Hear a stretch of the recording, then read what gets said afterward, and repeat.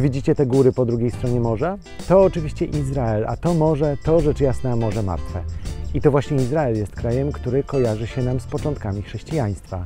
Ale biblijne ślady, zarówno te ze Starego, jak i z Nowego Testamentu, można też znaleźć w sąsiedniej Jordanii, gdzie właśnie jestem i gdzie Was dzisiaj zabieram.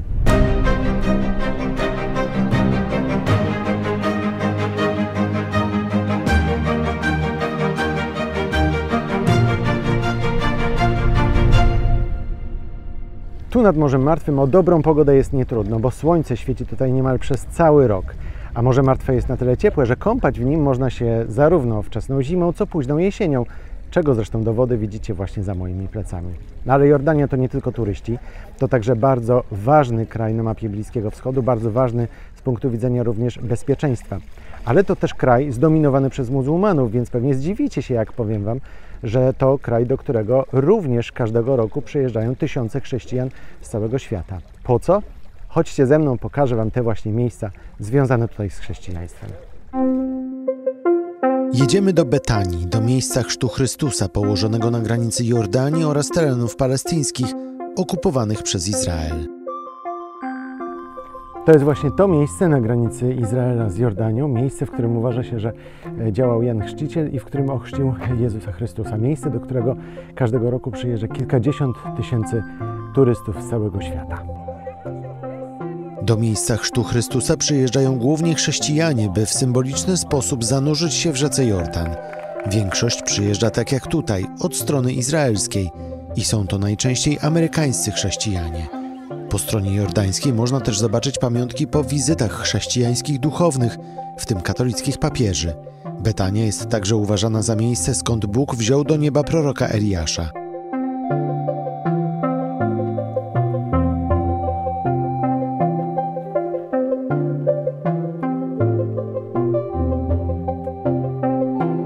Znajdują się tutaj również kościoły, głównie prawosławne i luterańskie. Teraz jeszcze jedna mała ciekawostka. Muzeum, które jest tuż obok tego miejsca chrztu Chrystusa. Muzeum, w którym zgromadzono eksponaty archeologiczne, ale też można tutaj zobaczyć na przykład szaty liturgiczne prawosławne, bo to jest muzeum właśnie prowadzone przez Kościół prawosławny. Co ciekawe, sam wstęp do muzeum jest za darmo, ale przy wejściu znajduje się sklepik z pamiątkami. Oczywiście przewodnicy turystyczni zachęcają, żeby kupić różańce i zamoczyć je potem w wodzie z Jordanu.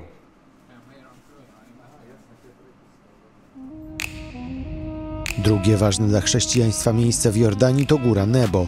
Położona jest niedaleko Morza Martwego, a jej szczyt znajduje się na wysokości 835 metrów nad poziomem morza. Dlaczego to ważne miejsce? Bo stąd Mojżesz miał zobaczyć ziemię obiecaną.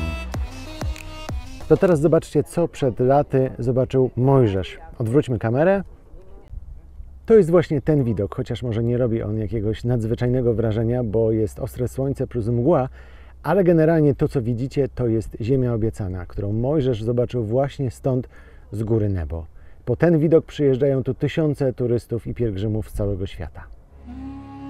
O górze Nebo pisze starotestamentowa Księga Powtórzonego Prawa.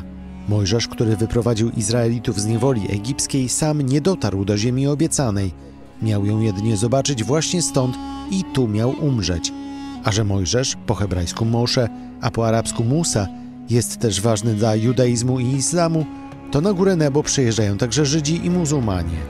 Na samej górze stoi też wężowy krzyż z brązu, autorstwa włoskiego artysty Giovanniego Fantoniego. To odniesienie zarówno do wywyższenia przez Mojżesza węża, jak i do śmierci Chrystusa na krzyżu. Górą Nebo opiekują się franciszkanie, którzy mają tutaj swoje sanktuarium.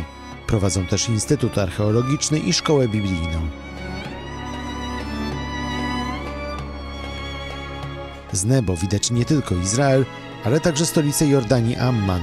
Widoki należą do jednych z najpiękniejszych w Jordanii. Nic, tylko wsiadać i lecieć do Jordanii. Ale nie będziemy teraz reklamować biur podróży, zareklamujemy za to siebie. Na kanale podcastu Świat na YouTube znajdziecie więcej takich nieoczywistych historii ze świata, dzięki którym lepiej poznacie świat. Zapraszam zatem do magicznego przycisku subskrybuj, dzięki którym zostaniecie z nami na dłużej. Oglądajcie filmy na kanale, komentujcie, lajkujcie i mówcie o nas swoim znajomym. Do zobaczenia.